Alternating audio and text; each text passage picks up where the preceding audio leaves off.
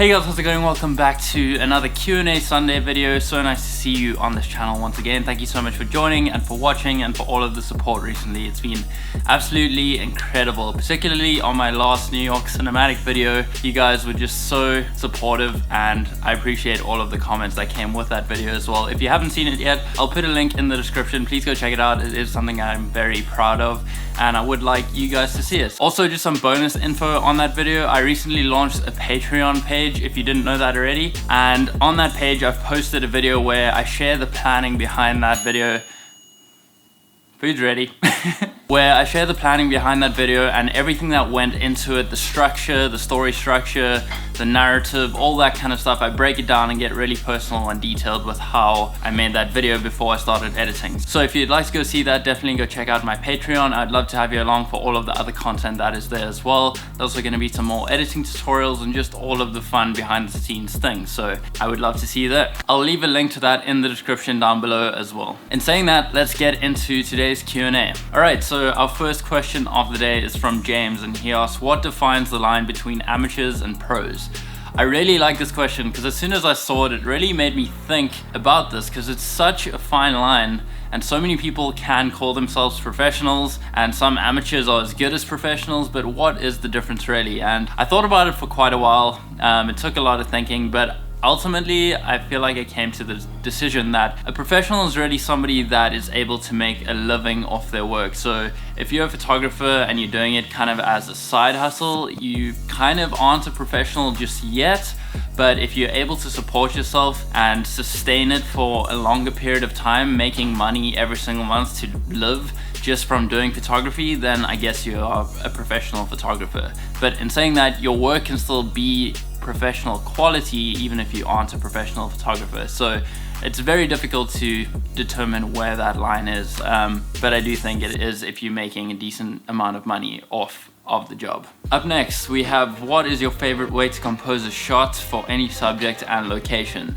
I don't really think I can answer that question because every subject, every location is different and I can't tell you one thing that's gonna be useful to any subject or location really. One thing I could tell you about is composition and lighting and all of that to make sure that is all right before you take a shot, because that ultimately is what makes a shot look cinematic or composed well. So I would say just learn rules of composition, whether that's the rule of thirds or the golden ratio. There's a lot of different ones out there, but I use the rule of thirds in pretty much every shot I take. So make sure you got that on lockdown and that you know how to light your subjects properly, how to light the scene you're in, and that'll already take your photos to the next level. Up next, we have a question from Bernard, and he asks, how is it possible to own a 1D Mark II at such a young age, shoot with Red Bull, and travel the world? By the way, you're putting out great work, keep it up. Thank you so much for the question and thank you so much for the support. I actually did make a video called How I Afford a 1DX at 21 years old. Made it last year, I think, but it got taken down by YouTube for copyright because I didn't abide by the copyright laws. And I'm really sad because that video was doing really well and it was very informative as well. But to answer that question, I guess I just saved up for like a year probably to buy the camera, just doing jobs like every single week. And if you have that goal in mind, I had the goal of I want the 1DX, and by doing so I'll be able to get And by having that goal, I was able to save up and prioritize where I wanted to spend my money. So I pretty much didn't spend money on anything else. And eventually when I did have enough money, I was able to buy the 1DX and it was like the best feeling in the world. And then by having that camera, I was able to take my work to the next level and just get better jobs in general. So it was kind of more an investment than like a fun toy to have, even though it is really fun. But yeah, just work as much as you can, set that goal, and if you put your mind to it, you'll get there. As for working with Red Bull and traveling the world, all of those kind of things at such a young age, I mean, I guess I started doing this whole thing like 4-5 years ago now, so I've been doing it for quite a while, and it didn't come in the first 2-3 years. It only came last year really, where I started to travel and work with Red Bull a lot more. So it took a whole lot of doing it without any reward or any traveling really until I was able to do that. But I was traveling as much as I could within my own city and my own country. So just start small by seeing your own city, your own country as much as you can, and really make it your intention to want to have a travel job.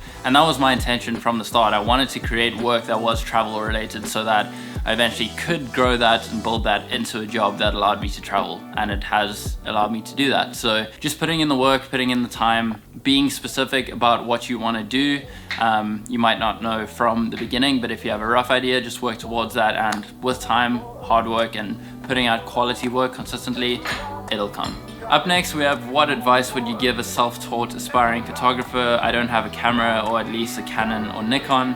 I use my phone to capture images and to edit them. All the pics on my Instagram were captured using my phone. What advice would you give me so that I can improve my craft?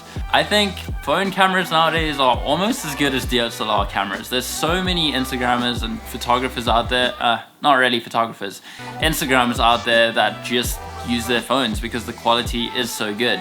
So by starting on your phone, there's nothing wrong with that. I know so many photographers that just started on their phone, and like I was saying earlier in this video, if you have composition down, lighting, and you know how to really work with your subjects and capture it in the best way possible, then it doesn't really matter what camera you have. So just use your phone as much as you can until you understand it fully, until you understand photography as much as you can.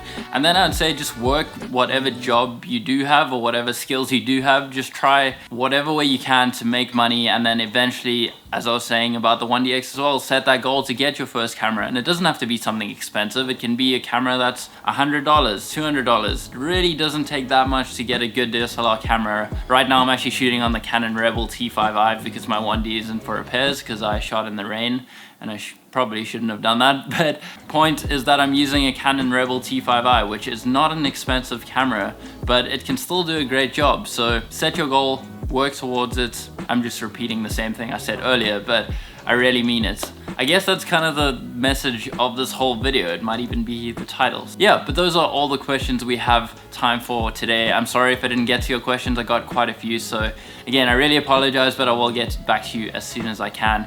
Thank you so much for watching. Again, please check out my Patreon page if you'd like to see more behind the scenes videos, some more editing tutorials where I show you exactly how I edit my photos, and you get my presets as well. So if you are interested in that, I'd love to have you as part of that community. But you do you. If you want to, if you don't want to, it's all good. Check out my New York video as well. I am really proud of that, and I would love for you to see it and give me some feedback. Yeah, that is all for today. I hope you enjoy the rest of your Sunday, and I'll see you on Wednesday for the next photo vlog mission thing. Have a good day. In the meantime, remember, stay weird, don't die, and make it happen. I'll see you guys in the next one.